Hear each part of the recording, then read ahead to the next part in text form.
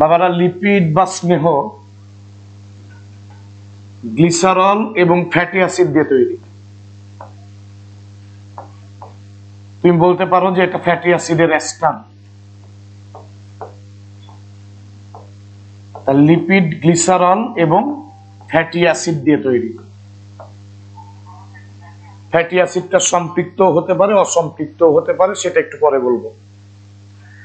তাহলে lipid glycerol এবং fatty acid দিয়ে তৈরি। এটা ফ্যাটি অ্যাসিডের এস্টার। আর যদি বলো কি কি মৌল দিয়ে তৈরি, তাহলে বলবো Coke, carbon, hydrogen, oxygen, Coke. Lipid glycerol এবং ফ্যাটি অ্যাসিড দিয়ে তৈরি, এটা ফ্যাটি অ্যাসিডের এস্টার। ঝরঝরা করবে ক্লাসে, পুরা লিপিড শেষ করবে এক ক্লাসেই। এটা তিনটা মৌল বা মৌলিক উপাদান দিয়ে তৈরি, কার্বন, হাইড্রোজেন এবং অক্সিজেন দিয়ে তৈরি। পলিস্যাকারাইড স্টার্চ আর সেলুলোজের সাথে দুইটা বৈশিষ্ট্যের মিল আছে। সেলুলোজ এবং স্টার্চের মতো লিপিড স্বাদহীন, বর্ণহীন এবং গন্ধহীন। স্টার্চ এবং সেলুলোজের মতো লিপিডটাও পানিতে অদ্রবণীয়। স্টার্চ এবং সেলুলোজ তোমরা পড়ছো পানিতে অদ্রবণীয়, লিপিডও অদ্রবণীয়। স্টার্চ এবং সেলুলোজে পড়ছো স্বাদহীন, বর্ণহীন, গন্ধহীন, লিপিডটাও তাই স্বাদহীন, বর্ণহীন, গন্ধহীন। তবে এটা benzene, ether, alcohol, chloroform, acetone, petroleum এগুলোর মধ্যে দ্রবণীয়। তাহলে লিপিডটা তাহলে বেনজিন, তারপরে ইথার, ক্লোরোফর্ম, অ্যাসিটোন, পেট্রোলিয়াম এগুলার মধ্যে কি বলতো দ্রবণীয়। লিপিডের গলনাঙ্ক নির্দিষ্ট নয়, লিপিডের গলনাঙ্ক ফিক্সড নয়। যদিও তেল এবং চর্বির একটা নির্দিষ্ট গলনাঙ্ক বইয়ে দেওয়া আছে, কিন্তু বৈশিষ্ট্যে বলা আছে লিপিডের গলনাঙ্ক নির্দিষ্ট নয়। এটা পানির চেয়ে হালকা। পানির চেয়ে হালকা মানে এর আপেক্ষিক গুরুত্ব পানির চেয়ে কম, এই জন্য লিপিড পানিতে ভাসে। লিপিডের আপেক্ষিক গুরুত্ব পানির চেয়ে কম, তার মানে লিপিড পানির চেয়ে হালকা, তাই লিপিড পানিতে ভাসে। আর বৈশিষ্ট্য থেকে সবচেয়ে ইম্পর্টেন্ট কথা হলো লিপিডের সাথে তুমি যদি সুডান 3 দ্রবণ যোগ করো তাহলে লিপিড লাল বর্ণ ধারণ করবে। লিপিডের সাথে সুডান 3 যোগ করলে লিপিড লাল বর্ণ ধারণ করবে। আমরা এবার লিপিডের প্রকারভেদ পড়ব, তার আগে আবার শুনবো, আমি বৈশিষ্ট্যগুলো এখানেই বলে দিচ্ছি। লিপিড গ্লিসারল এবং ফ্যাটি অ্যাসিড দিয়ে তৈরি, এটা ফ্যাটি অ্যাসিডের এস্টার। পলিস্যাকারাইডের সাথে দুইটা মিল আছে। কোন কোন পলিস্যাকারাইডের সাথে? স্টার্চ আর সেলুলোজের সাথে। স্টার্চ এবং সেলুলোজের মতো লিপিড পানিতে অদ্রবণীয়। স্টার্চ এবং সেলুলোজের মতো লিপিড স্বাদহীন, বর্ণহীন, গন্ধহীন। লিপিড পানিতে অদ্রবণীয় হলেও benzene, ether, alcohol, chloroform, acetone, petroleum 6টা নাম দেওয়া আছে। Benzene, ether, alcohol, chloroform, acetone, petroleum এদের মধ্যে দ্রবণীয়। লিপিড তুমি বলতে পারো ফ্যাটি অ্যাসিডের এস্টার। লিপিডের নির্দিষ্ট কোনো গলনাঙ্ক নাই, পানির চেয়ে হালকা বলে পানিতে ভাসে। পানির চেয়ে হালকা মানে পানির চেয়ে আপেক্ষিক গুরুত্ব কম। লিপিডের সাথে সুডান 3 দ্রবণ যোগ করলে লিপিড লাল বর্ণ ধারণ করবে। এবার মনে রাখবো প্রকারভেদ। লিপিড কার্বোহাইড্রেটের মতোই 3 ভাগে বিভক্ত, সরল, যৌগিক আর উদ্ভূত লিপিড বা ডেরিভেটিভস যেগুলাকে বলে। উদ্ভূত লিপিড বা ডেরিভেটিভস। তো মেডিকেলে কিন্তু প্রশ্ন হচ্ছে কোনটি সরল লিপিড নয়। তাহলে বাবারা তেল, চর্বি, মোম, এই তিনটা হলো সরল লিপিড। তেল, চর্বি, মোম হলো সরল লিপিড। তাহলে কোনটা সরল লিপিড আর কোনটা সরল লিপিড নয়, এই টাইপের এমসিকিউ মেডিকেলে হচ্ছে অলরেডি, ভালো করে মনে রেখো। আর যৌগিক লিপিডের নাম এখন না বলি, মানে বলি কিন্তু না লিখি, ওটা পড়ানোর সময়ই বলবো।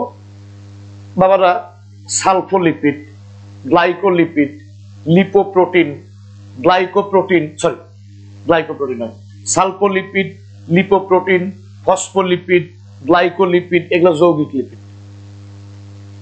আর স্টেরয়েড, টারপিনস, রাবার, ওগুলো হলো লিপিডের ডেরিভেটিভস। তাহলে আমরা প্রথমে সরল লিপিড নিয়ে আলোচনা করব। তার আগে এই পার্টটা সর্বশেষবারের মতো বলছি, 2 বার বলতেছি, শেষবার বলতেছি, আমার জন্য আর বলতে না হয়, মাথার মধ্যে ঢুকাও, ঝরঝরা করে মনে রাখো। বারবার বলছি, অণুজীব, শৈবাল ছত্রাক, কোষ রসায়ন, এই 3টা চ্যাপ্টারের হাফেজ হওয়া লাগবে। তোমার টার্গেট থাকবে এই 3টা চ্যাপ্টার থেকে একটা প্রশ্ন যেন ভুল না হয়, কারণ এই 3টা চ্যাপ্টার করলে 10 থেকে 12টা প্রশ্ন কমন পাবে। পরীক্ষার পর মিলে নিও আমার কথার সাথে। তাহলে আমি আবার বলতেছি, লিপিড গ্লিসারল এবং ফ্যাটি অ্যাসিড দিয়ে তৈরি। এটা ফ্যাটি অ্যাসিডের এস্টার, আর এটা 3টা মৌলিক উপাদান দিয়ে তৈরি, 3টা মৌল দিয়ে তৈরি, কার্বন, হাইড্রোজেন, অক্সিজেন। লিপিড স্বাদহীন, বর্ণহীন, গন্ধহীন। লিপিড পানিতে কি লিখছি? দ্রবণীয়। লিপিড পানিতে, হ্যাঁ মুখে ঠিকই বলছি, লেখাটা ভুল ছিল, লিপিড পানিতে অদ্রবণীয়। লিপিড পানিতে অদ্রবণীয়। তবে benzene, ether, alcohol, chloroform, acetone, petroleum, এগুলোর মধ্যে দ্রবণীয়। লিপিডের নির্দিষ্ট কোনো গলনাঙ্ক নাই, পানির চেয়ে হালকা বলে পানিতে ভাসে। লিপিডের সাথে সুদান 3 দ্রবণ যোগ করলে লিপিড কি বর্ণ ধারণ করে? লাল বর্ণ। প্রোটিনের মতো শর্করাও 3 রকম, শর্করার মতো,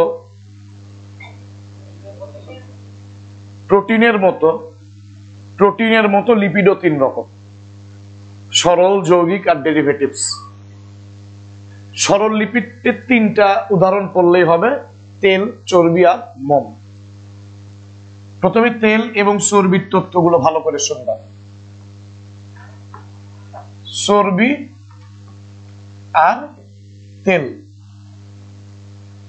কক্ষ তাপমাত্রায় বা 20 ডিগ্রি সেলসিয়াস তাপমাত্রায় চর্বি কঠিন বা অর্ধ কঠিন। তাই যদি হয়, কঠিন জিনিসের গলনাঙ্ক তো বেশি হবে, চর্বির তালে গলনাঙ্ক বেশি। আর তেল কক্ষ তাপমাত্রায় তরল, তো তরল জিনিসের গলানোর জন্য তো কষ্ট হবে না, তাহলে এর গলনাঙ্ক কম হবে। তাহলে কক্ষ তাপমাত্রা মানে 20 ডিগ্রি সেলসিয়াস তাপমাত্রায় চর্বি কঠিন বা অর্ধ কঠিন। যেহেতু চর্বি কঠিন বা অর্ধ কঠিন, তাহলে এর গলনাঙ্ক বেশি হবে। পার্থক্যের মধ্যে লেখা আছে প্রায় 70 ডিগ্রি সেলসিয়াসের মতো, প্রায় 70 ডিগ্রি সেলসিয়াসের মতো। আর তেল কক্ষ তাপমাত্রায় তরল, তাহলে গলনাঙ্ক কম, মাত্র 5 ডিগ্রি সেলসিয়াসের মতো এর গলনাঙ্ক। চর্বির মধ্যে স্যাচুরেটেড বা সম্পৃক্ত ফ্যাটি অ্যাসিড আছে, সম্পৃক্ত ফ্যাটি অ্যাসিড। আর তেলের মধ্যে আছে অসম্পৃক্ত ফ্যাটি অ্যাসিড। অসম্পৃক্ত FA লিখলাম, বোঝো, ফ্যাটি অ্যাসিড। তেলের মধ্যে আছে স্যাচুরেটেড, আর চর্বির মধ্যে আছে স্যাচুরেটেড বা সম্পৃক্ত ফ্যাটি অ্যাসিড, তেলের মধ্যে আনস্যাচুরেটেড বা অসম্পৃক্ত ফ্যাটি অ্যাসিড। কেউ কি বলতে পারবা যে চর্বিতে দ্রবণীয় ভিটামিন কি কি? ADEK, অ্যাডেক, একবারে মনে রাখি, অ্যাডেক। কেউ কি বলতে পারবা কঙ্কালতন্ত্রে পড়ছো আর কোথাও না পড়লে, চর্বি কোষের নাম কি? কঙ্কালতন্ত্রের কাজের মধ্যে পড়াছিলাম, অ্যাডিপোস কোষ। চর্বি কোষের নাম কি বলতো? প্রাণীর চর্বি কোষের নাম কি? অ্যাডিপোস কোষ। চর্বি পড়ার সময় এই 2টা একটু মনে রেখো। চর্বিতে দ্রবণীয় ভিটামিন ADEK, আর চর্বি কোষের নাম অ্যাডিপোস কোষ। চর্বিতে সম্পৃক্ত ফ্যাটি অ্যাসিড, আমরা অয়েলের মধ্যে অসম্পৃক্ত ফ্যাটি অ্যাসিড, অ বাংলায় বানান যদি লিখি অয়েল অসম্পৃক্ত বানানেও অয়েলের মধ্যে অসম্পৃক্ত ফ্যাটি অ্যাসিড। বাবারা, যদি কার্বন কার্বনে ফ্যাটি অ্যাসিডের কার্বন কার্বনে, ধর এটা ফ্যাটি অ্যাসিডের একটা চেন, ধরো এর কার্বন কার্বনে যদি কোনো জায়গায় ডাবল বন্ড না থাকে তাহলে ওটা সম্পৃক্ত ফ্যাটি অ্যাসিড। আর যদি দেখো কার্বন কার্বনে এক বা একাধিক জায়গায় ডাবল বন্ড আছে, ধরো এখানে ডাবল বন্ড আছে, তাহলে ওটা অসম্পৃক্ত ফ্যাটি অ্যাসিড। তাহলে ফ্যাটি অ্যাসিডের কার্বন কার্বনে যদি কোনো ডাবল বন্ড না থাকে ওটা স্যাচুরেটেড বা সম্পৃক্ত ফ্যাটি অ্যাসিড, ডাবল বন্ড থাকলে অসম্পৃক্ত ফ্যাটি অ্যাসিড। এবং এই সম্পৃক্ত ফ্যাটি অ্যাসিড গুলো ক্ষতিকর, কারণ যেহেতু ডাবল বন্ড নাই, এই সম্পৃক্ত ফ্যাটি অ্যাসিডের লম্বা একটা চেন এরকম পেঁচায়ে দলা পাকায় এটা রক্তনালীর মধ্যে জমা হয়।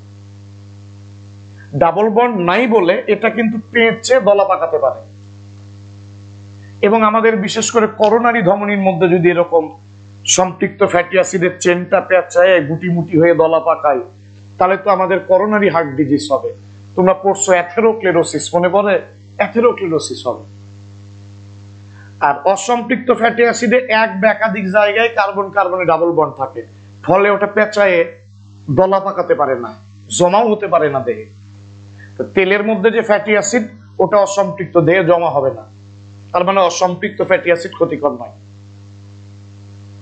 এবার আলিম স্যারের বই থেকে আমি সম্পৃক্ত এবং অসম্পৃক্ত ফ্যাটি অ্যাসিডের উদাহরণ বলবো, কারণ হাসান স্যারের বইয়ে পার্থক্যের মধ্যে লিনোলিক অ্যাসিড ওটা সম্পৃক্ত বলছে, অসম্পৃক্ত বলছে, ঝামেলা করছে। আমি এবার উদাহরণগুলো আলিম স্যার থেকে বলবো। সম্পৃক্ত ফ্যাটি অ্যাসিড চারটা মনে রাখবা উদাহরণ। এক, লিনোসেরিক অ্যাসিড, লিনোসেরিক অ্যাসিড। দুই, লরিক অ্যাসিড। প্রথম দুইটা সম্পৃক্ত ফ্যাটি অ্যাসিডের নাম ল দিয়ে মনে রাখো। প্রথমটা লিনোসেরিক অ্যাসিড, পরেরটা লরিক অ্যাসিড। এমসিকিউ আসতেই পারে কোনটা সম্পৃক্ত ফ্যাটি অ্যাসিড, নিচের কোনটা অসম্পৃক্ত ফ্যাটি অ্যাসিড। আরো দুইটা কমন নাম, ওটা আমরা জানি, পামিটিক অ্যাসিড আর স্টিয়ারিক অ্যাসিড। পামিটিক অ্যাসিড আর স্টিয়ারিক অ্যাসিড।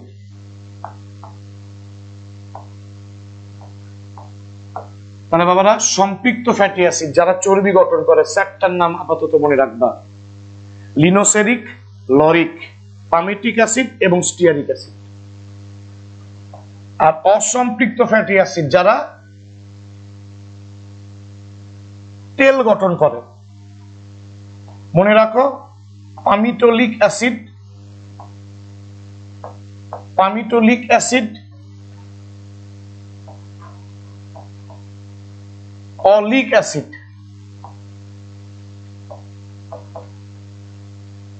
তারপর বল গ্যাডোলিক অ্যাসিড, গ্যাডোলিক অ্যাসিড, লিনোলিক অ্যাসিড। তাহলে অসম্পৃক্ত গুলোর নামের মধ্যে দেখো লিক কথাটা আছে, দেখো চারটে নাম দেখছি, চারটাই leak: পামিটোলিক, oleic, gadoleic, linoleic, leak দিয়ে ভরা। তাহলে অসম্পৃক্ত ফ্যাটি অ্যাসিড গুলোর নামের মধ্যে লিক আছে, খেয়াল করো: পামিটোলিক, অলিক, গ্যাডোলিক, লিনোলিক। আরো দুইটা অসম্পৃক্ত ফ্যাটি অ্যাসিড মনে রাখবা: লিনোলেনিক, লিনোলেনিক অ্যাসিড, আর হলো অ্যারাকিডনিক অ্যাসিড, অ্যারাকিডনিক অ্যাসিড। বাবারা, লিনোলিক অ্যাসিডটাই হলো ওমেগা 3, সরি ওমেগা 6। লিনোলেনিক হলো ওমেগা 3। এই দুইটা কিন্তু এসেনশিয়াল ফ্যাটি অ্যাসিড, ব্রেন এবং চোখ গঠনের জন্য দরকার। তাহলে লিনোলিক এবং লিনোলেনিক হলো অত্যাবশ্যকীয় এসেনশিয়াল ফ্যাটি অ্যাসিড। অ্যামাইনো অ্যাসিডের মধ্যে যেমন এসেনশিয়াল আছে, ফ্যাটি অ্যাসিডের মধ্যেও আছে। এবং আলিম স্যারের বই এটা ভুল করা আছে। আলিম স্যার বলছে লিনোলিকটা হলো ওমেগা 3, লিনোলেনিক হলো ওমেগা 6। আলিম স্যার বলছে লিনোলিকটা হলো ওমেগা 3, লিনোলেনিকটা হলো ওমেগা 6। লিনোলিক যেটা নাম ছোট কিন্তু ইতালে বড়, ওমেগা 6। আর লিনোলেনিক নাম বড় কিন্তু এই ছোট, ওমেগা 3। লিনোলেনিক কেন এদের ওমেগা 6 ওমেগা 3 বলে এবং কেন এরা অত্যাবশ্যকীয় ফ্যাটি অ্যাসিড, সেটা পড়ানোর আগে তিনটা জিনিস যেটা ভুল হতে পারে। পাম অয়েল, নামের সাথে অয়েল আছে কিন্তু এই অয়েল নয়, এই চর্বি। নারকেল তেল, নামের সাথে তেল আছে কিন্তু এর চর্বি। এমনকি মাছের তেল, আমরা বলি তেল কিন্তু মাছের তেল আসলে চর্বি, ঘি মাখন তো চর্বি। আর ভোজ্য তেল যেগুলো আমরা খাই, সয়াবিন, সরিষা, ওগুলা তেল। কিন্তু এই তিনটা একটু ভালো করে মনে রেখো, পাম অয়েল আর নারকেল তেল, নামের সাথে তেল থাকলে ওরা তেল নয়, ওরা চর্বি। চর্বির উদাহরণে দেওয়া আছে বইয়ে। তাহলে বলতো পাম অয়েল, এটা কি তেল না চর্বি? চর্বি। নারকেল তেল চর্বি, মাছের তেল চর্বি, ঘি মাখনও চর্বির উদাহরণ। বাবারা, তেল এবং চর্বি এরা কিন্তু ট্রাইগ্লিসারাইড। বলতো তেল এবং চর্বি কি? ট্রাইগ্লিসারাইড।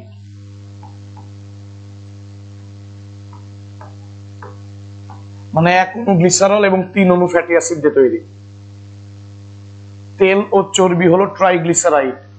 এক অণু গ্লিসারলের সাথে 3 অণু ফ্যাটি অ্যাসিড এস্টার বন্ধন দিয়ে যুক্ত হয়ে তেল এবং চর্বি গঠন করে। এবং তেল এবং চর্বিকে নিউট্রাল লিপিড বলা হয়, কারণ এটা অ্যাসিড ক্ষার উভয় মাধ্যমেই আদ্র বিশ্লেষিত হতে পারে। তাহলে এই ট্রাইগ্লিসারাইড বা তেল চর্বিকে বলতে পারো নিউট্রাল লিপিড, নিরপেক্ষ লিপিড, কারণ এরা অ্যাসিড ক্ষার উভয় মাধ্যমেই আদ্র বিশ্লেষিত হতে পারে, এদের হাইড্রোলাইসিস হয়।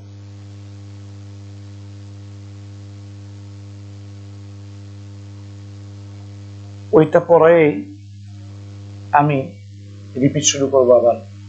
Omega 3, omega 6।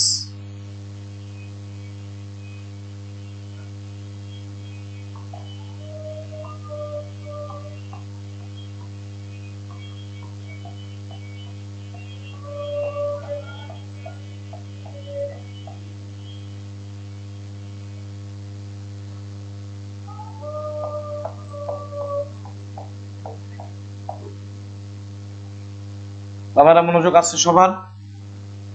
না না থাকলে মনোযোগ দাও।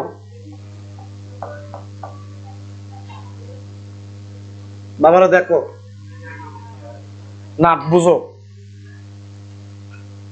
এই যে মিথাইল মূলকের কার্বন, লাস্ট কার্বন যেটা, ওখান থেকে উল্টা দিকে গুনবা। গুনে যে 1 2 3 4 5 6, 6 নং কার্বনের পরে যদি তুমি ডাবল বন্ড পাও, 6 এবং 7 নাম্বার কার্বনের মাঝখানে যদি ডাবল বন্ড পাও লাস্ট থেকে গুনে, তাহলে ওটা ওমেগা 6। এবং হাসান স্যারের বই লিনোলিক অ্যাসিডের যে গঠনটা দেওয়া আছে, একই সেম এরকম গঠন দেওয়া আছে, ঠিক করা আছে ওখানে, যে লাস্ট কার্বন থেকে 6 নাম্বার কার্বনের পরে ডাবল বন্ড দেওয়া আছে।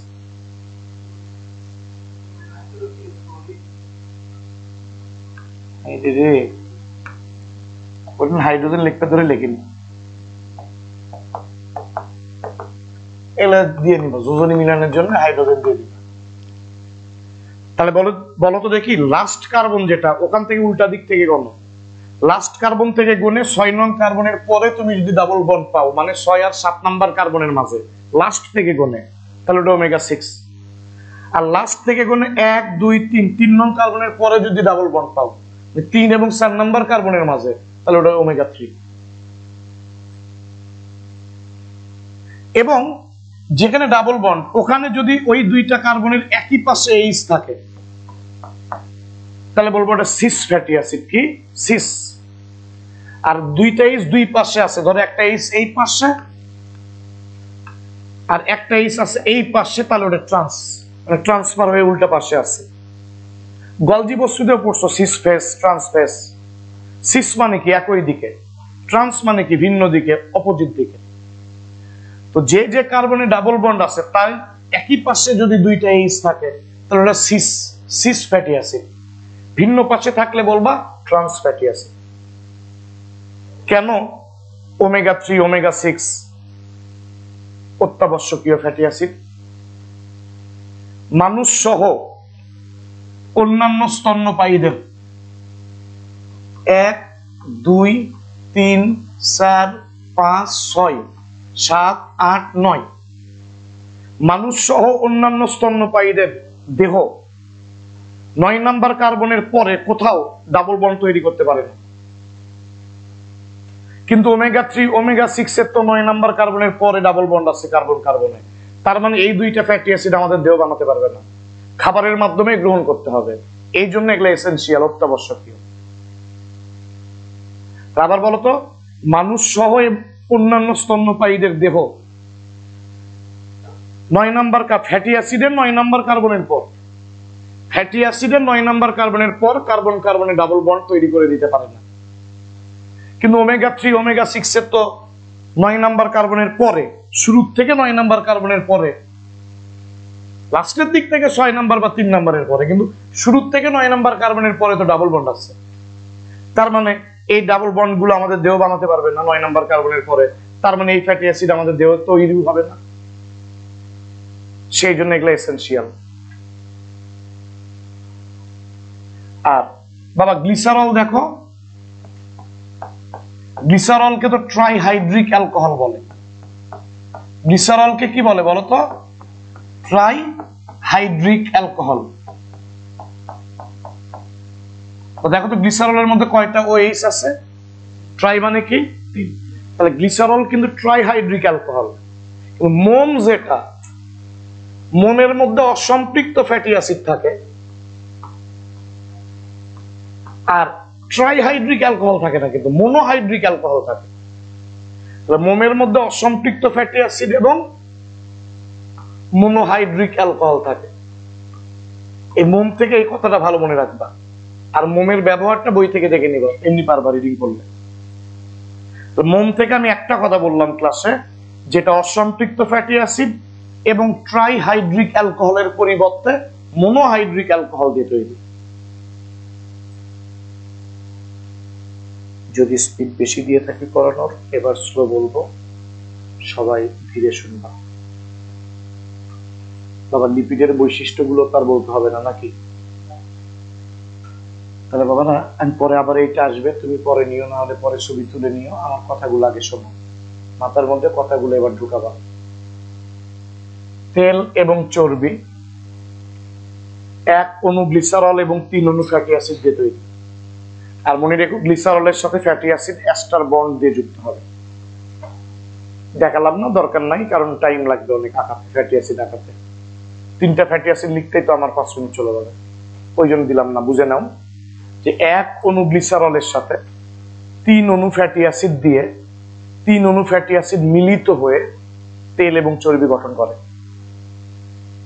তবে তেলের মধ্যে ফ্যাটি অ্যাসিডটা হয় অসম্পৃক্ত, চর্বির মধ্যে ফ্যাটি অ্যাসিডটা হয় সম্পৃক্ত। 1 অণু গ্লিসারল এবং 3 অণু ফ্যাটি অ্যাসিড দিয়ে তেল ও চর্বি তৈরি হয়। এই জন্য তেল ও চর্বিকে বলে ট্রাইগ্লিসারাইড। তেল ও চর্বি অ্যাসিড ক্ষার উভয় মাধ্যমে আদ্র বিশ্লেষিত হতে পারে। এই জন্য এদেরকে আমরা নিরপেক্ষ বা নিউট্রাল লিপিড বলবো, যেহেতু অ্যাসিড ক্ষার দুই মাধ্যমে এদের বিশ্লেষণ, আদ্র বিশ্লেষণ হয়। বাবারা, কক্ষ তাপমাত্রায় চর্বি কঠিন বা অর্ধ কঠিন, ওখান থেকে বুঝবা তার মানে আর গলনাঙ্ক বেশি, 70 ডিগ্রি সেলসিয়াসের মতো। আর তেল বানানেও তো, তরল বানানেও তো, তেল তরল সবাই জানি তেল তরল। আর তরল জিনিসের গলনাঙ্ক কম, মাত্র 5 ডিগ্রি সেলসিয়াস তেলের গলনাঙ্ক। চর্বি কোষের নামটা মনে রাখবা অ্যাডিপোস কোষ। চর্বিতে দ্রবণীয় ভিটামিন মনে রাখবা ADE কে। চর্বির মধ্যে যে ফ্যাটি অ্যাসিড এটা সম্পৃক্ত বা স্যাচুরেটেড ফ্যাটি অ্যাসিড, তেলের মধ্যে যে ফ্যাটি অ্যাসিড ওটা অসম্পৃক্ত ফ্যাটি অ্যাসিড। খারাপ কোনগুলো? সম্পৃক্ত বা স্যাচুরেটেড ফ্যাটি অ্যাসিড। কেন খারাপ? এদের কার্বন কার্বনে কোনো ডাবল বন্ড নাই, ফলে লম্বা একটা ফ্যাটি অ্যাসিডের অণু পেঁচায়ে গোলগাল হয়ে দলা পাকায়ে রক্তনালীর মধ্যে জমা হতে পারে। আর রক্তনালীর মধ্যে জমা হলেই তো রক্ত সঞ্চালনের রাস্তা শুরু হবে। বিশেষ করে করোনারি ধমনির মধ্যে যদি জড়ো হয়, যে ধমনী আমাদের হৃৎপেশিতে রক্ত সাপ্লাই দেয়, সেই ধমনির মধ্যে যদি জড়ো হয়, তাহলে তো করোনারি হার্ট ডিজিজ হবে, অ্যাথেরোক্লেরোসিস হবে। মনে পড়ে অ্যাথেরোক্লেরোসিসের কথা? আবার পড়াবো প্রাণীবিদ্যা পড়ার সময়।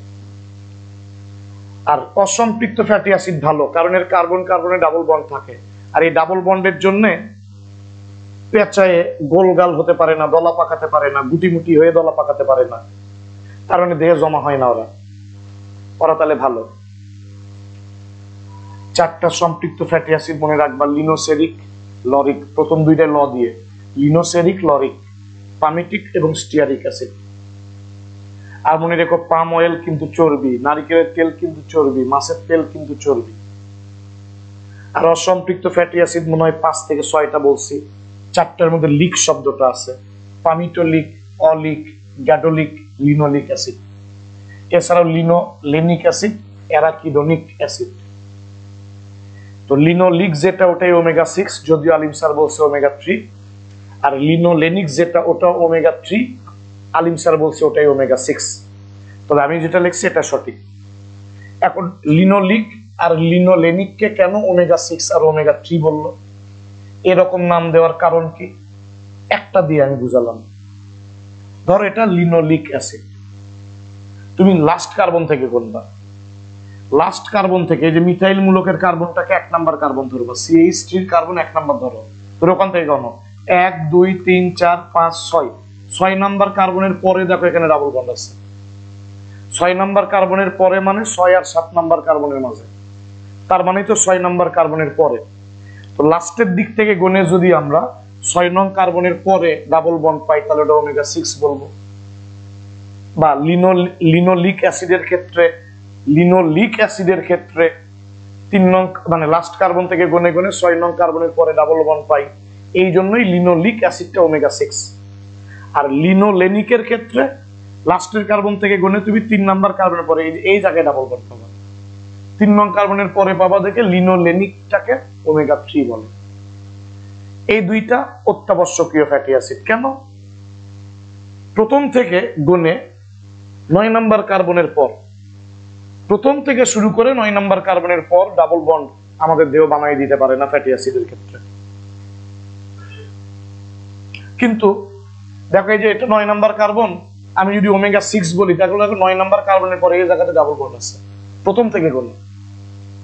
এই ডাবল বন্ড তো আমাদের দেহ বানাতে পারবে না, তার মানে এই ফ্যাটি অ্যাসিড তৈরি করতে পারবে না, খাবারের মাধ্যমে গ্রহণ করতে হবে। এই জন্য এগুলা এসেনশিয়াল বা অত্যাবশ্যকীয় ফ্যাটি অ্যাসিড। আর গ্লিসারল তো ট্রাইহাইড্রিক অ্যালকোহল, মোমের মধ্যে থাকে মনোহাইড্রিক অ্যালকোহল এবং থাকে কি বলতো অসম্পৃক্ত ফ্যাটি অ্যাসিড। আমি আরেকবার বলি, এবার যৌগিক লিপিড পড়াবো আর ডেরিভেটিভস পড়াবো। মনোযোগী হও, ক্লাসে পড়া ঝরঝরা চাই। তুমি যদি এখন কও স্যার গ্লিসারলের সাথে এখন 3টে ফ্যাটি অ্যাসিড জোড়া দিয়ে না দেখান তো আমাকে, তেল বানায় চর্বি বানায়, যাও, দরকার নাই তো, তুমি তো কেমিস্ট্রি পড়িচ্ছ না, বোঝনি, ওটা আসবেও না। মনোযোগী হও। আর বানান তো কঠিন কিছু নয়, তুমি খালি গ্লিসারলের OH আর এই ফ্যাটি অ্যাসিডের কার্বক্সিল মূলকের এখানে যে OH, ওই দুইটা OH থেকে এখনো পানি বের করে দিবা, দিয়ে ওখানে এস্টার বন্ড বানিয়ে দিবা, তাহলে তো কঠিন কিছু নয়। ধরো এই OH আর এই OH থেকে এখনো পানি বার করে দিবা, দিয়ে ওখানে অক্সিজেনটা থাকবে, ওটা দিয়ে এস্টার বন্ধন বানিয়ে দিবা। আবার এই OH আর একটা ফ্যাটি অ্যাসিডের কার্বক্সিল মূলকের OH থেকে এখনো পানি বার করে দিয়ে অক্সিজেন থাকবে, এস্টার বন্ধন বানিয়ে দিবা। এভাবে এখানে 3টা OH আছে না, এই 3টা জায়গায় এখানে একটা ফ্যাটি অ্যাসিড এস্টার বন্ধন দিয়ে, এখানে একটা ফ্যাটি অ্যাসিড এস্টার বন্ধন দিয়ে, এখানে একটা ফ্যাটি অ্যাসিড এস্টার বন্ধন দিয়ে যুক্ত হবে, হয়ে তেল চর্বি বানাবে। ফ্যাটি অ্যাসিডটা অসম্পৃক্ত হলে ওটা তেল হবে, সম্পৃক্ত হলে চর্বি হবে। বুঝুনি? তাহলে ট্রাইহাইড্রিক অ্যালকোহলে কয়টা ওএইচ? তো এই ওএইচ আর ফ্যাটি অ্যাসিডের ওএইচ থেকে এক অণু পানি বার করে দিয়ে এখানে একটা ফ্যাটি অ্যাসিড যুক্ত হবে, একইভাবে এখানে একটা এখানে একটা, এভাবে এক অণু গ্লিসারলের সাথে 3 অণু ফ্যাটি অ্যাসিড যুক্ত হয়ে তেল আর চর্বি তৈরি হবে, মানে ট্রাইগ্লিসারাইড তৈরি হবে। বুঝুনি না বুঝুনি? ফাইন। এই জন্য তো অ্যাডমিশন করাতে আমি ফাইন লাগে আমার, খুব তাড়াতাড়ি বুঝে ফেলে, তো বেশি কষ্ট হয় না পড়াতে, একাডেমিক ক্লাসে কষ্ট হয়। ঝরঝরা হয়ে যাক, যদিও অনেকের ঝরঝরা আছে, তারপরেও ঝরঝরা করো। তেল ও চর্বি ট্রাইগ্লিসারাইড, কারণ এক অণু গ্লিসারলের সাথে 3 অণু ফ্যাটি অ্যাসিড যুক্ত হয়ে ট্রাইগ্লিসারাইড তেল চর্বি গঠিত হয়। এক অণু গ্লিসারলের সাথে 3 অণু ফ্যাটি অ্যাসিড যুক্ত হয়ে তেল চর্বি গঠিত হয় দেখে ওরা ট্রাইগ্লিসারাইড। এর অ্যাসিড ক্ষার উভয় মাধ্যমে আদ্র বিশ্লেষিত হতে পারে দেখে আমরা এদের বলবো নিউট্রাল বা নিরপেক্ষ লিপিড। তেল চর্বির তথ্যগুলো প্রয়োজনে পার্থক্য বানে পড়ো, তাহলে ভালো মনে থাকবে। কক্ষ তাপমাত্রায় চর্বি কঠিন, বদ্ধ কঠিন, তেল তরল। যেহেতু চর্বি কঠিন, বদ্ধ কঠিন, তাহলে গলাতে তো তাপমাত্রা বেশি লাগবে না, বেশি তাপ দেওয়া লাগবে, তাহলে এদের গলনাঙ্ক বেশি, কম তাপে গলবে না। আর চর্বি তেল যেহেতু তরলই আছে, তাহলে আর গলনাঙ্ক কম। তেলের মধ্যে সম্পৃক্ত ফ্যাটি অ্যাসিড, চর্বিতে অসম্পৃক্ত ফ্যাটি অ্যাসিড। সম্পৃক্ত ফ্যাটি অ্যাসিড কি? কার্বন কার্বনে কোনো জায়গাতেই ডাবল বন্ড থাকবে না। আর অসম্পৃক্ত ফ্যাটি অ্যাসিডের এক বা একাধিক জায়গায় কার্বন কার্বনে ডাবল বন্ড থাকবে। সম্পৃক্ত ফ্যাটি অ্যাসিড ক্ষতিকর। কেন ক্ষতিকর? কার্বন কার্বনে ডাবল বন্ড নাই, ফলে পুরো ফ্যাটি অ্যাসিডের চেন পেঁচায়ে গোলগাল হয়ে দলা পাকায় রক্তনালীর মধ্যে জড়ো হয়। আর অসম্পৃক্ততে ডাবল বন্ড থাকার কারণে ওই জায়গাতে অন্তত পক্ষে পেঁচাতে পারে না। এই ডাবল বন্ড যে জায়গা আছে ওই জায়গাগুলোর কারণে ফ্যাটি অ্যাসিডের চেইনটা দলা পাকাতে পারে না, দৃঢ় হয় ওই জায়গাগুলো, ফলে অসম্পৃক্ত গুলো দেহে জমা হয় না। ওগুলো ভালো।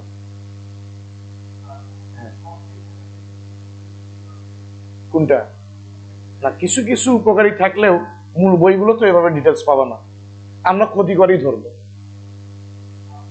হ্যাঁ বুঝছি তো, মাছের তেল তো অনেক উপকারী আছে, ভিটামিন ডি পাওয়া যায়, হ্যান ত্যান অনেক কথাবার্তা আছে, কিন্তু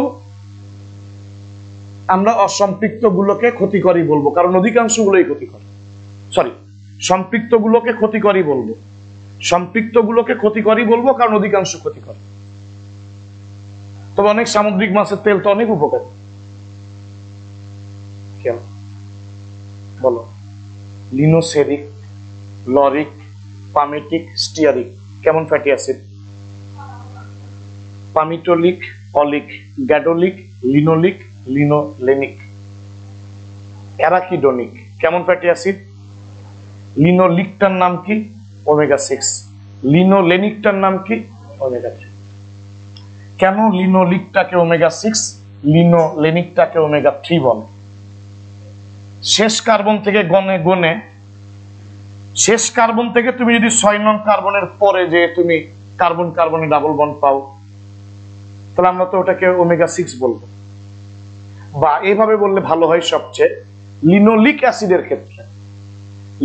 অ্যাসিডের ক্ষেত্রে লাস্ট কার্বন থেকে গনে 6 নং কার্বনের পরে ডাবল বন্ড আছে। এই 6 নং কার্বনের পরে ডাবল বন্ড থাকার কারণে যে ওমেগা 6 বলে। আর লিনোলেনিকের ক্ষেত্রে লাস্ট কার্বন থেকে গনে 3 নং কার্বনের পরে এই জায়গাতে ডাবল বন্ড আছে, তাই ওটা ওমেগা 3। কেন এই দুইটাকে এসেনশিয়াল বলছে? প্রথম দিক থেকে গনে 9 নাম্বার কার্বনের পর, প্রথম দিক থেকে গণনা করে 9 নং কার্বনের পরে কোনো জায়গায় আমাদের দেহ বা স্তন্যপায়ীদের দেহ ডাবল বন্ড সৃষ্টি করতে পারে না। কিন্তু লিনোলিক, লিনোলেনিক, ওমেগা 6, ওমেগা 3 এর ক্ষেত্রে তো প্রথম দিক থেকে গুনে 9 নং কার্বনের পরে এই জায়গা দেখো, কিংবা এই জায়গাতে কি থাকবে? ডাবল বন্ড থাকবে। ওগুলো তো আমাদের দেহ তৈরি করতে পারবে না, তার মানে খাবারের মাধ্যমেই শুধু পাবো। সেই জন্য লিনোলিক, লিনোলেনিক মানে omega 6, omega 3 essential fatty acid. আর কি বললাম? যেখানে ডাবল বন্ড ওখানে দুইটা কার্বনের একই পাশে যদি হাইড্রোজেন থাকে তাহলে কি বলবো? Cis fatty acid. এরকম আলাদা পাশে থাকলে কি বলবা? ট্রান্স। হাসান স্যারের বইয়ে লিনোলিক যে গঠনটা দেওয়া আছে ওখানে কিন্তু লাস্ট থেকে গুণে 6 নং কার্বনের পরে ডাবল বন্ড দেওয়া আছে। এই ক্ষেত্রে হাসান স্যার ডিরেক্ট বলেনি যে লিনোলিকটা ওমেগা 6, কিন্তু গঠনটা তুমি যদি খেয়াল করো দেখবা প্রথম লাস্ট কার্বন থেকে গুণে 6 নং কার্বনের পরে দেওয়া আছে, লাস্ট থেকে গুণে 6 নং কার্বনের পর ডাবল বন্ড দেওয়া আছে। এক্ষেত্রে হাসান স্যারের গঠনই ঠিক আছে বইয়ে। বুঝনি কথা বোঝনি? সবাই বুঝিস? বলতো মোমের মধ্যে সম্পৃক্ত ফ্যাটি অ্যাসিড না অসম্পৃক্ত? আর ট্রাইহাইড্রিক অ্যালকোহল না মনোহাইড্রিক? এবার যৌগিক লিপিড, মনোযোগী হও, শুরু। স্ফিঙ্গোলিপিড,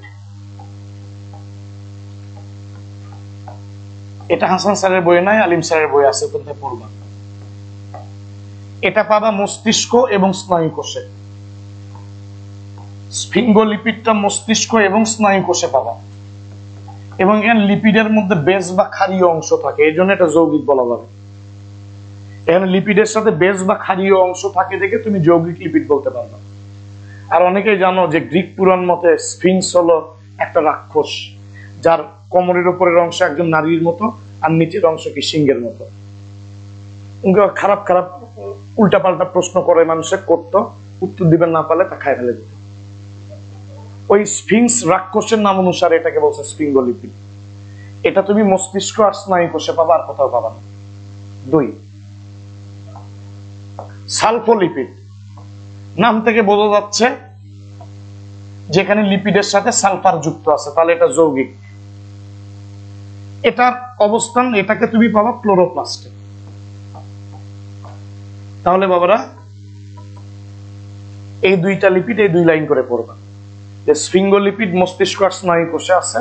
গ্রিক পুরাণ অনুযায়ী স্ফিংস একজন রাক্ষসের নাম, যার উপরের অংশের গঠনটা একটা নারীর মতো, নিচের অংশ সিংহের মতো। তার নাম অনুসারে এই লিপিডের নাম দিয়েছে স্ফিঙ্গোলিপিড। আর সালফোলিপিড বুঝতে পারতেছো, লিপিডের সাথে কি আছে? সালফার। এর অবস্থানটা কই সীমাবদ্ধ? ক্লোরোপ্লাস্টে। বলতো লিপোপ্রোটিন, এখানে লিপিডের সাথে কে যুক্ত আছে? কথা কও। আবার প্রোটিনের সাথে কে যুক্ত আছে? তুমি এটাকে যৌগিক লিপিডও বলতে পারবা, যৌগিক প্রোটিনও বলতে পারবা। গত ক্লাসে যৌগিক প্রোটিনের মধ্যে কিন্তু লিপোপ্রোটিন বলছি। তাহলে লিপোপ্রোটিনটা যৌগিক লিপিডও হয়, যৌগিক প্রোটিনও হয়, কারণ এখানে লিপিডের সাথে প্রোটিন আছে। তাহলে প্রোটিনের সাথে কি আছে? লিপিড। এর অবস্থানটা তো গত ক্লাসে বলছিলাম, মাইটোকন্ড্রিয়ার মেমব্রেনে আছে, ক্লোরোপ্লাস্টের মেমব্রেনে আছে, আরো বলছিলাম ইলেকট্রন ট্রান্সপোর্ট চেইন গঠনে ভূমিকা রাখে, আর নিউক্লিয়ার মেমব্রেন বা পর্দাতে আছে। তাহলে স্ফিঙ্গোলিপিড এটা যৌগিক লিপিড, মস্তিষ্ক আর স্নায়ু কোষে পাবা। সালফোলিপিডও যৌগিক লিপিড, কারণ এখানে লিপিডের সাথে সালফার যুক্ত আছে। এটা শুধুই ক্লোরোপ্লাস্টে পাবা, ক্লোরোপ্লাস্টে ওর অবস্থানটা সীমাবদ্ধ। লিপোপ্রোটিন, এখানে লিপিডের সাথে প্রোটিন আছে। এই কোথায় আছে এই লিপোপ্রোটিন? গতদিনও যা বলছি আজকেও তাই বলছি। মাইটোকন্ড্রিয়া এবং ক্লোরোপ্লাস্টের মেমব্রেনে আছে, ইলেকট্রন ট্রান্সপোর্ট চেইনে আছে, নিউক্লিয়ার মেমব্রেন বা পর্দাতে আছে।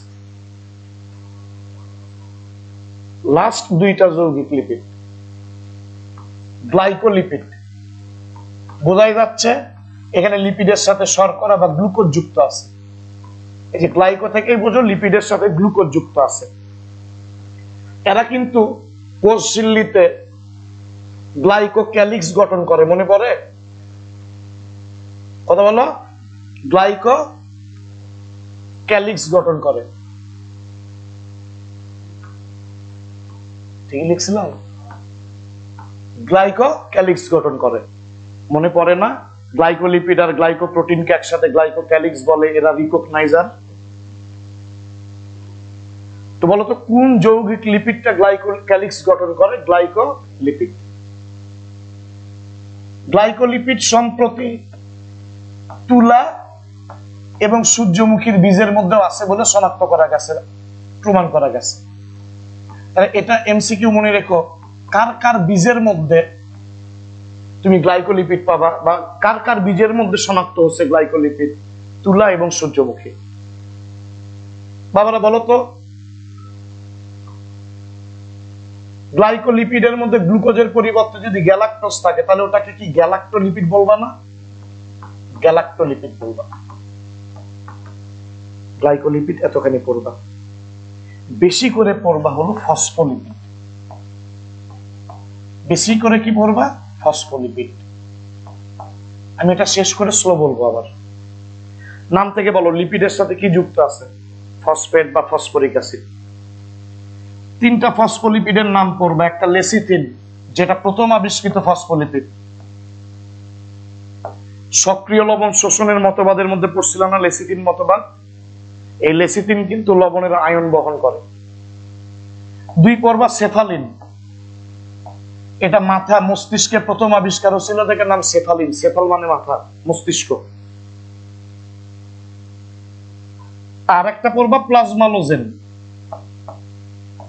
প্লাজমালোজেন। আরে বলো তো বাবা, লেসিথিন, সেফালিন, প্লাজমালোজেন কি এরা? ফসফোলিপিড। ফসফোলিপিডের একটা গুরুত্বপূর্ণ উপাদান মনে রাখবা, ফসফোটাইডিক অ্যাসিড। বলতো ফসফোলিপিডের একটা গুরুত্বপূর্ণ উপাদান কি? কথা বলো।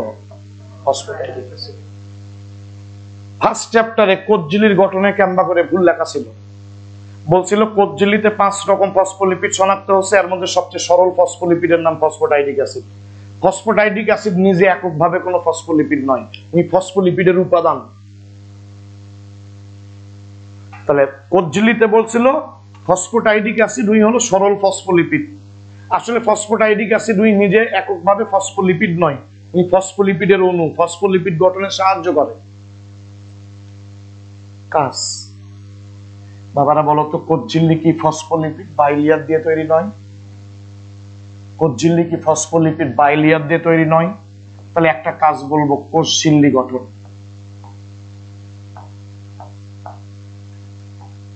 বা বলতো লেসিথিন নামক ফসফোলিপিডকে আয়ন বহন করে না? তাহলে বলবো ফসফোলিপিড আয়ন বাহক হিসেবে কাজ করে।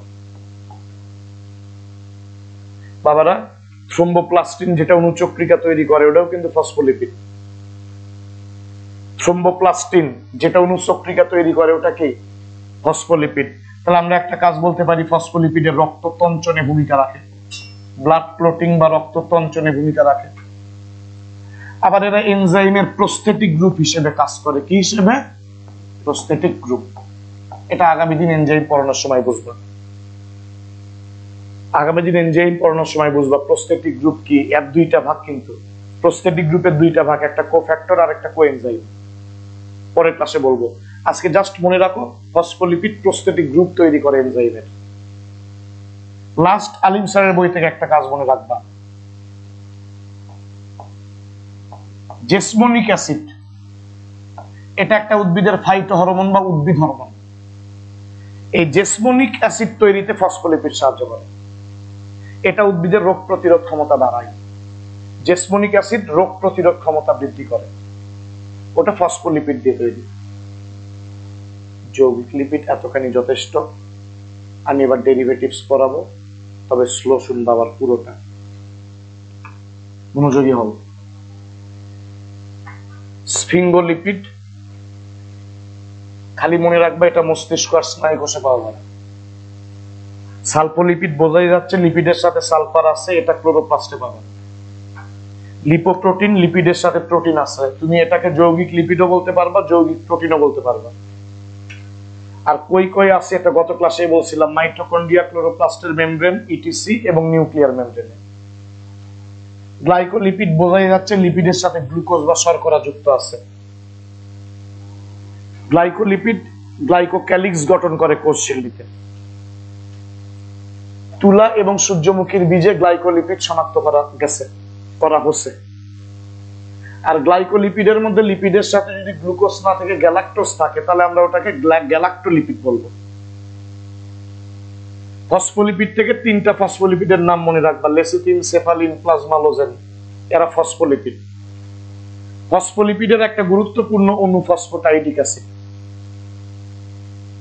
ফসফোলিপিড বাইলেয়ার, কোষ ঝিল্লি তো ফসফোলিপিড বাইলেয়ার দিয়ে গঠিত, তাহলে তো একটা কাজ বলবে এরা কোষ ঝিল্লি গঠন করে। লেসিথিন নামক ফসফোলিপিড, যারা সক্রিয় শোষণ করছো লবণের তারা জানো লেসিথিন ফসফোলিপিড আয়নের বাহক হিসেবে কাজ করে। আবার অনুচক্রিকা থেকে তৈরি ক্লটিং ফ্যাক্টর থ্রোম্বোপ্লাস্টিন, যেটা থ্রোম্বোপ্লাস্টিন কিন্তু ফসফোলিপিড, তো থ্রোম্বোপ্লাস্টিন রক্ততঞ্চনে ভূমিকা রাখে, তাহলে আমরা ফসফোলিপিডের কাজে এটা বলতে পারি। আর যেটা বুঝালাম না যে এনজাইমের প্রোস্টেটিক গ্রুপ তৈরি করে, আর উদ্ভিদে একটা ফাইটো হরমোন তৈরি করে নাম জেসমোনিক অ্যাসিড। ফসফোলিপিড জেসমোনিক অ্যাসিড নামক ফাইটো হরমোন তৈরি করে, যেটা রোগ প্রতিরোধ ক্ষমতা বৃদ্ধি করে। বাবা হোসেন, বাবা কথা বলো না, মনোযোগী হও। লাস্ট বার বলে সরে দিব লেখা। না তোমরা বলো, আমি বলবো না। বলো তো, লেখা সরে দিলে বলো, আমি প্রশ্ন করলে উত্তর দাও। মস্তিষ্ক এবং নিউরনে কোন যৌগিক লিপিড পাবা? শুধু ক্লোরোপ্লাস্টেই সীমাবদ্ধ, পাবা কোনটা? সালফোলিপিড। তুলা এবং সূর্যমুখীর বীজে কোন যৌগিক লিপিড শনাক্ত করা হয়েছে? গ্লাইকোলিপিড না গ্যালাক্টো? গ্লাইকোলিপিড। গ্লাইকোক্যালিক্স গঠন করে কে? কথা বলো। লেসিথিন, সেপালিন, প্লাজমালোজেন, এগুলা কি? ফসফোলিপিডের একটা গুরুত্বপূর্ণ অণুর নাম কি? ফসফোটাইডিক অ্যাসিড। বলতো কোষ ঝিল্লি গঠনে ফসফোলিপিডের ভূমিকা আছে না নাই? ওর ভূমিকাই বেশি, কারণ এই যে দ্বিস্তরী মানে বাইলেয়ার যে গঠন, ওটা তো ফসফোলিপিড দিয়েই তৈরি। বলতো কোন ফসফোলিপিড ব্লাড ক্লটিং বা রক্ততঞ্চন ঘটায়? থ্রোম্বোপ্লাস্টিন। কোন ফসফোলিপিড আয়নের বাহক হিসেবে কাজ করে? লেসিথিন। ফসফোলিপিড প্রোস্টেটিক গ্রুপ হিসেবেও কাজ করে এনজাইমে। ফসফোলিপিড উদ্ভিদের একটা বিশেষ ফাইটো হরমোন তৈরি করে, নাম কি? জেসমোনিক অ্যাসিড। কি অ্যাসিড? পড়া মনে হচ্ছে সবার, কিংবা না হলেও পড়বা ক্যাং করে কম টাইমের মধ্যে সবগুলো, সেটা তো বুঝছো। ওকে, আজকের ক্লাসের লাস্ট পার্ট ডেরিভেটিভস। এনজাইম পরের দিনে পড়াবো, পরে দশম অধ্যায় স্টার্ট করবো। এনজাইম টাইম লাগবে না। আগে ফুল চ্যাপ্টারের এক্সামটা মঙ্গলবারে নেবে, আগামী দিনে লিপিড পরীক্ষা দিবা, আর সাধারণ জ্ঞান ইংলিশের এক্সাম 3 দিবা। পরের দিনে এনজাইমটা শেষ করে দিব। তবে তোমরা ব্যবহারটা দেখে আসো, কারণ ব্যবহারটা আমি স্লাইড দেখে পড়াবো।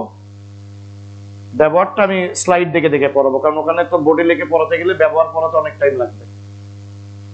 তো এনজাইমের টোটাল আমি বোর্ডে লিখেই বুঝাবো, ব্যবহারটা স্লাইড দেখে পড়াবো। তাহলে খুব কম টাইমে এনজাইম শেষ করে আমরা উদ্ভিদ প্রজননেরও কিছু অংশ পড়তে পারবো। তাহলে পরের দিনে ফুল চ্যাপ্টার পরীক্ষা নয় এই চ্যাপ্টারের, পরের দিনে লিপিড, সাধারণ জ্ঞান আর ইংলিশের এক্সাম 3। আর আমি যে 2 মাসের একটা প্ল্যান করছি যে পুরো বায়োলজি শেষ করব, এই রুটিনটা তোমাদের রবিবারের ক্লাসে দিব। রুটিন করছি আমি শুক্রবারে, কালকে ঠান্ডা মাথায় ওটা আরেকবার ঠিকঠাক করবো, ভুল ত্রুটি।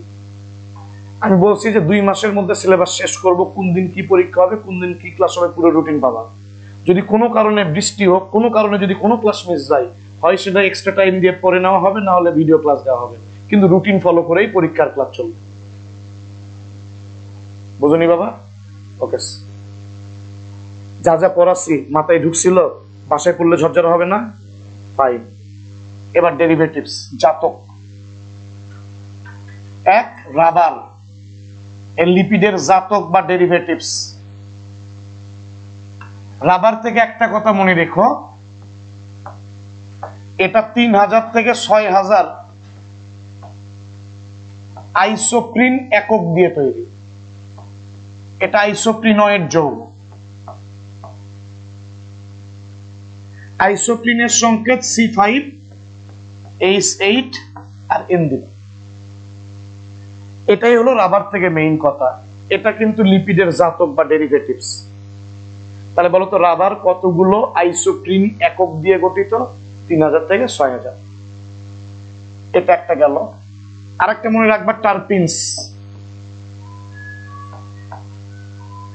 টারপিনসটাও লিপিডের ডেরিভেটিভস। এটা সুগন্ধিযুক্ত উদ্বায়ী তেল, এটা ইম্পর্টেন্ট। বলতো কোনটা উদ্বায়ী তেল? টারপিনস। এটা 10 থেকে 40 কার্বন বিশিষ্ট।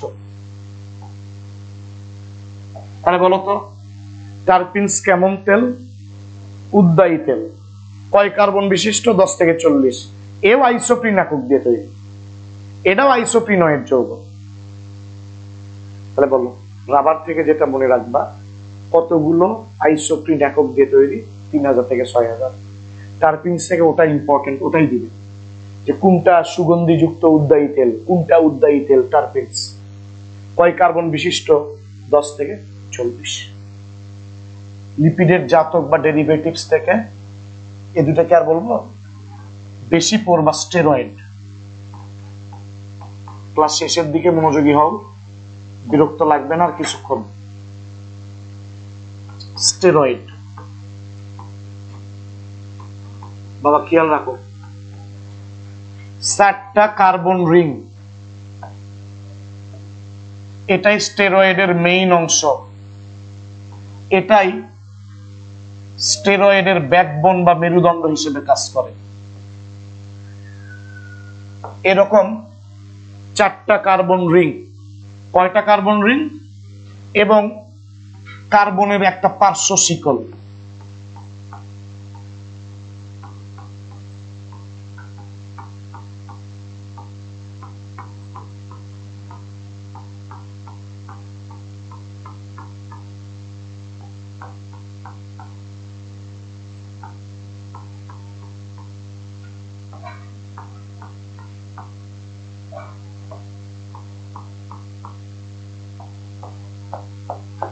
এটাই হলো স্টেরয়েড। এই পার্টটা হলো স্টেরয়েডের ব্যাকবোন বা মেরুদণ্ড, যেটা 4টা কার্বন রিং দিয়ে গঠিত। আর এটা তো কার্বনের কি পার্শ্ব শিকল। তাহলে 4টা কার্বন রিং এবং একটা কার্বনের পার্শ্ব শিকল নিয়ে স্টেরয়েড গঠিত। স্টেরয়েড কিন্তু জনন হরমোন তৈরি করে, ওই যে টেস্টোস্টেরন, প্রোজেস্টেরন, এগুলো তৈরি করে। তবে স্টেরয়েড আবার বেশি বেড়ে গেলে কিন্তু আবার প্রোস্টেট ক্যান্সার হবে, একটা ম্যালিগন্যান্ট ক্যান্সার, বিনাইন নয়। এই যে পুরুষের যে প্রোস্টেট গ্ল্যান্ড আছে সেখানে ক্যান্সার হবে কিন্তু বেশি বেড়ে গেলে স্টেরয়েড। মানব জীবনের ধারাবাহিকতা পড়ালে প্রোস্টেট গ্রন্থি বুঝতে পারবা। এই স্টেরয়েডের মধ্যে যখন OH থাকবে, তখন এই যে OH যখন থাকবে তখন ওটা স্টেরল। স্টেরয়েডের মধ্যে OH থাকলে ওটাকে, ওই স্টেরয়েডকে আমরা বলবো স্টেরল।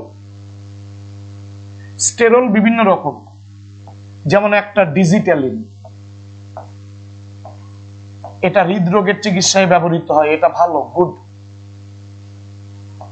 আর্গোস্টেরল, কে বলতে পারবা আমরা কোথায় পড়ছিলাম এর অবস্থান? ছত্রাকের কোষ ঝিল্লি, ছত্রাকের এই আর্গোস্টেরল থেকেই কিন্তু অতিবেগুনি রশ্মির উপস্থিতিতে আমাদের দেহে ভিটামিন ডি তৈরি হয়। এই আর আমরা বলি না কোলেস্টেরল থেকে ভিটামিন ডি তৈরি হয় ইউভি রশ্মির উপস্থিতিতে, সেটা আর্গোস্টেরল থেকে। আসলে এটা আমরা স্টেরল বলবো। স্টেরলের একটা ভাগ হলো কোলেস্টেরল, কিন্তু আমরা বলে ফেলে দেই কোলেস্টেরল থেকে তৈরি হয়। আসলে কোলেস্টেরল আর্গোস্টেরলের একটু পার্থক্য আছে, তবে দুইটাই স্টেরল। আর দুইটা মনে রাখবা, স্টিগমাস্টেরল। কি বলতো? স্টিগমাস্টেরল, লাস্ট বিটা সিস্টোস্টেরল। স্লো শুনবা। 4টা কার্বন রিং এবং একটা কার্বনের পার্শ্ব শিকল নিয়ে স্টেরয়েড গঠিত, এবং এই কার্বন রিং গুলোই স্টেরয়েডের ব্যাকবোন বা মেরুদণ্ড বা মেইন অংশ। স্টেরয়েড জনন হরমোন তৈরিতে, সেক্স হরমোন তৈরিতে ভূমিকা রাখে, যেমন টেস্টোস্টেরন, প্রোজেস্টেরন, ইস্ট্রোজেন।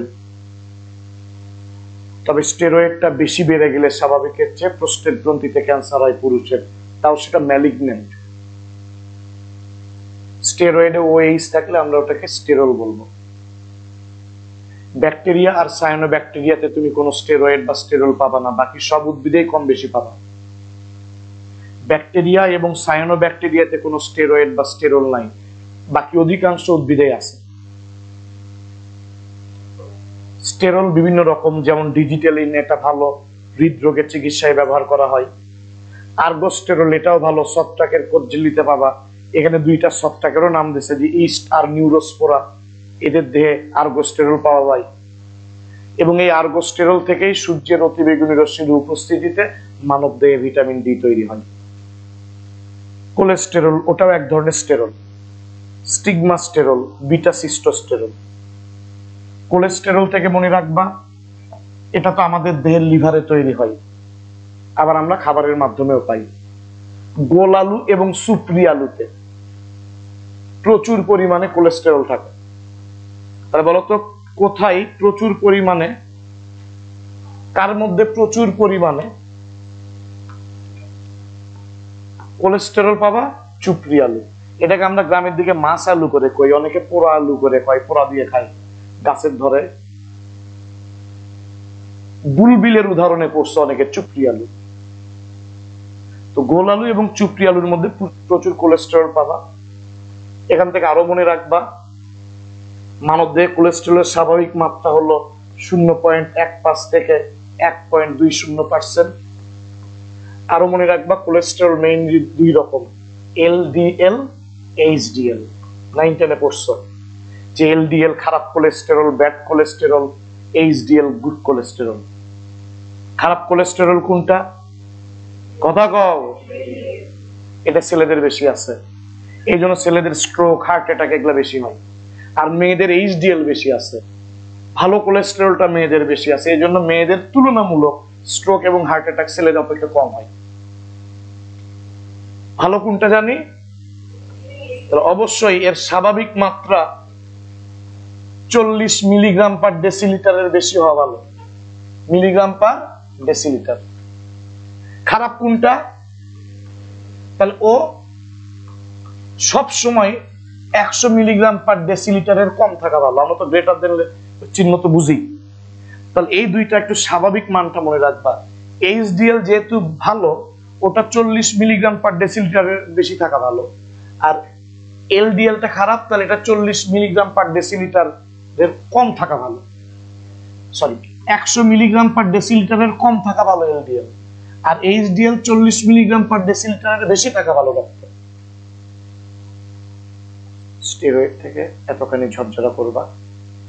আমি আর দুইটা ভিন্ন রকমের লিপিড পড়াবো, একটা ভিটামিন আর একটা হলো ক্যারোটিনয়েড। তাহলে লিপিড শেষ। লিপিডের কাজটা আলিম স্যার থেকে পড়বা। আলিম স্যারের বইয়ে কাজ অনেক ভালো গোছানো দেওয়া আছে। লিপিডের কাজ হাসান স্যার থেকে পড়ার দরকার নাই।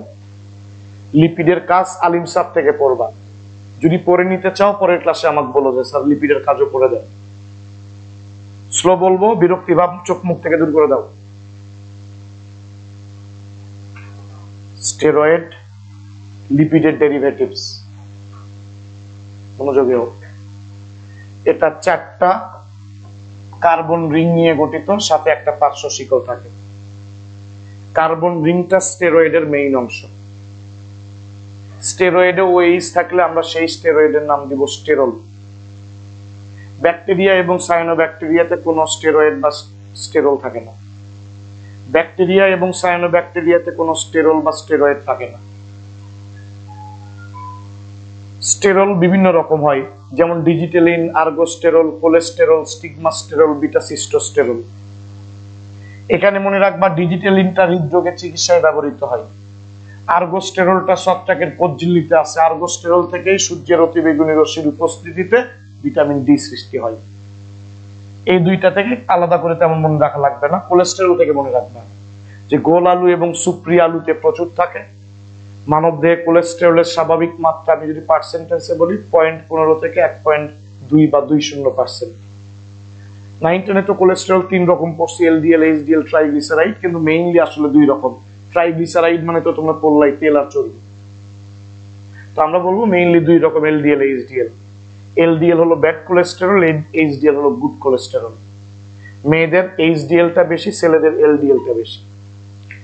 এলডিএলটা 100 মিলিগ্রাম পার ডেসিলিটারের কম থাকা ভালো, এইচডিএল 40 মিলিগ্রাম পার ডেসিলিটারের বেশি থাকা ভালো রক্তে। হচ্ছে পড়া বাবা? সবার হচ্ছে? আর বলতে হবে? এটা ভিডিও ক্লাস তোমাদের গ্রুপে পোস্ট করবো আজকে। লিপিডের ভিডিও ক্লাসটা গ্রুপে দিব, যেহেতু অনেকে আসতে পারেনি বৃষ্টির কারণে। লিপিডের ভিডিও ক্লাসটা গ্রুপে দিব আজকে। ওকে, লাস্ট শেষ করে দেই। একটু ভিন্ন ধর্মী লিপিড, এক পর ক্যারোটিন অয়েড এ ক্যারোটিনয়েড বা ক্যারোটিন অয়েড। এবার তো অয়েড মানে কি মতো, ক্যারোটিন মানে ক্যারট বা গাজর, গাজরের মতো রং, এটা কিন্তু লিপিড। এবং এইবারই তোমাদের বলছিলাম মেডিকেলে প্রশ্ন আসছিল লিপিড সম্পর্কে কোনটা ঠিক, সঠিক অপশন ধরছিল লিপিড রঞ্জক তৈরি করে বা উদ্ভিদের রং সৃষ্টি করে। ক্যারোটিনয়েড লিপিড সবাই জানো যে এটা দুই রকম, কমলা রঙের ক্যারোটিন আর হলুদ রঙের জ্যান্থোফিল।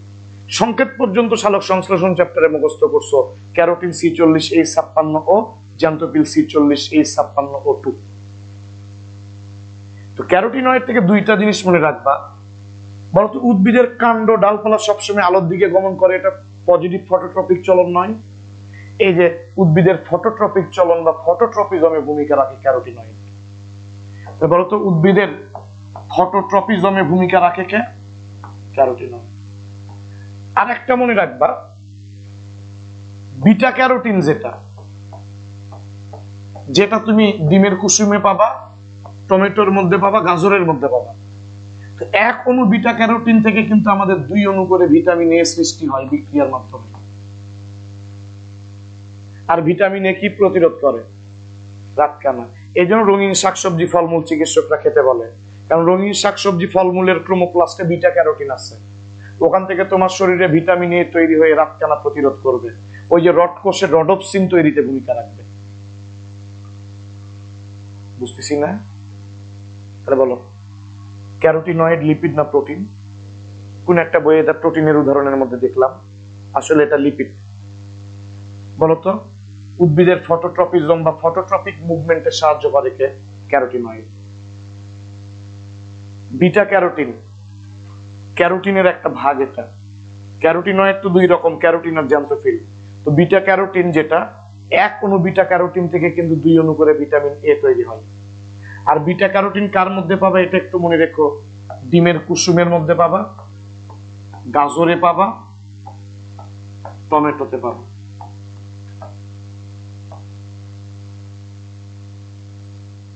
Last vitamin. বাবারা বলো তো পানিতে দ্রবণীয় ভিটামিন কি কি? B, C. লিপিড বা চর্বিতে দ্রবণীয় এ, ডি, ই, কে, অ্যাডেক। এই একনাথ থেকেও মেডিকেলে প্রশ্ন হচ্ছে সম্ভবত একবার। প্রশ্নের টাইপটা হয় এরকম ছিল যে কোনটি পানিতে দ্রবণীয় বা কোনটি চর্বিতে দ্রবণীয় বা দ্রবণীয় নয়, কিন্তু প্রশ্ন এখান থেকে হচ্ছে একনাথ। বলো পানিতে দ্রবণীয় ভিটামিন কি? চর্বিতে দ্রবণীয়।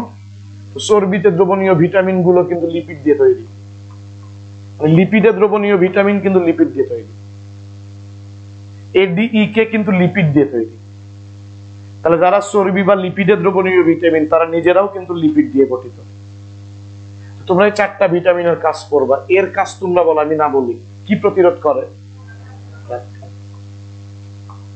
ডি তো আমরা সবাই জানি অন্ত্র থেকে ক্যালসিয়াম শোষণে সাহায্য করে। ইটা মনে রেখো ক্ষতিকর জারণ বিজারণ বিক্রিয়ায় বাধা দেয়। এ জারণের ইংরেজি কি? অক্সিডেশনে বাধা দেওয়া যারা দেয় তারা অ্যান্টিঅক্সিডেন্ট। তাহলে ভিটামিন ইটা অ্যান্টিঅক্সিডেন্ট হিসেবে কাজ করে, ক্ষতিকর অক্সিডেশনে বাধা দেয়। কে? তোমরা পড়ছো ইকোলি ব্যাকটেরিয়াও কিন্তু আমাদের অন্ত্রে ভিটামিন কে তৈরি করে না? কথা কও। ভিটামিন বি আর কে ইকোলি থেকে তৈরি হয় না, পড়ছো? তাহলে ভিটামিন কে এটা অন্ত্রে কিন্তু ব্যাকটেরিয়া থেকেও তৈরি হয়। আর তোমরা জানো এরা রক্ত তঞ্চনে ভূমিকা রাখে। মনে পড়ে? মনে পড়ে ভিটামিন কে এর কথা? রক্ত তঞ্চনে ভূমিকা রাখে। তো ভিটামিন থেকে এতখানি পড়বা, বিশেষ করে এ, ডি, ই, কে, এই 4টা ভিটামিনের কাজ মনে রেখে এক লাইন করে বলো। ফটোট্রপিক চলনে কে সাহায্য করে? কথা কও। ক্যারোটিনয়েড। এক অণু বিটা ক্যারোটিন থেকে কয় অণু ভিটামিন এ তৈরি হয়? ক্যারোটিনয়েড লিপিড না প্রোটিন? বলতো পানিতে দ্রবণীয় ভিটামিন কি? B, C. চর্বিতে দ্রবণীয় অ্যাডেক, এ, ডি, ই, কে, অ্যাডেক। বলতো রাতকানা প্রতিরোধ করে কে? Vitamin A. বলতো দেখি অন্ত্র থেকে ক্যালসিয়াম শোষণে ভূমিকা রাখে কে? কি? তাহলে বলো তো ভিটামিন ডি ছাড়া কি ক্যালসিয়াম শোষণ হবে? এই জন্য ক্যালসিয়াম কিনবে গেলে ক্যালবোডি দেয়, একসাথে ক্যালসিয়াম আর ডি দুটাই থাকে, ক্যালবোডি। কারণ ডি ছাড়া ক্যালসিয়াম শোষণ হবে না, তুমি খাইও লাভ নাই, মলের সাথে বের হবে। আর যদি তুমি যদি ভিটামিন ডি নাই খাও, শুধু ক্যালসিয়াম খাও, তাহলে দিনের বেলায় খাবা, যেন সূর্যের আলোর উপস্থিতিতে ভিটামিন ডি তৈরি হয়, ওরা তাহলে ক্যালসিয়াম শোষণে সাহায্য করবে। রাতের বেলায় নর্মালি ক্যালসিয়াম খাবা না, শুধু ক্যালসিয়াম রাতের বেলায় খাবা না, ক্যালবো ডি হলে খাওয়া যেতে পারে। তাহলে বলো অন্ত্র থেকে ক্যালসিয়াম শোষণে ভূমিকা রাখে কে? ডি ছাড়া ক্যালসিয়াম শোষণ হয়, এই জন্য ক্যালসিয়াম আর ডি একসাথে বিক্রি করে না কৌটার মধ্যে, ক্যালবো ডি। বলতো ক্ষতিকর জারণ বিজারণে বাধা দেয় কে? ভিটামিন। রক্ত তঞ্চনে ভূমিকা রাখে ভিটামিন কে? ক্লিয়ার? কেউ কি বলতে পারবা ভিটামিন কে কিভাবে ভূমিকা রাখে? 13টা ক্লটিং ফ্যাক্টরের কোনটা তৈরিতে ভূমিকা রাখে? মনে ভুলে গেছো? প্রোথ্রম্বিন না? প্রোথ্রম্বিন তৈরিতে সাহায্য করে ভিটামিন কে। লিপিডের কাজ আলিম স্যারের বই থেকে পড়বা। এই লিপিড পুরোটার উপর পরীক্ষার সাথে সাধারণ জ্ঞান ইংলিশের এক্সাম 3 ফুল চ্যাপ্টার পরীক্ষা মঙ্গলবার। আমার রবিবারে আরো আধা ঘন্টা পড়াবো এই চ্যাপ্টার এনজাইম। এনজাইমের ব্যবহারটা দেখে আসবা। রবিবার থেকে শুরু হবে ইনশাআল্লাহ উদ্ভিদ প্রজনন।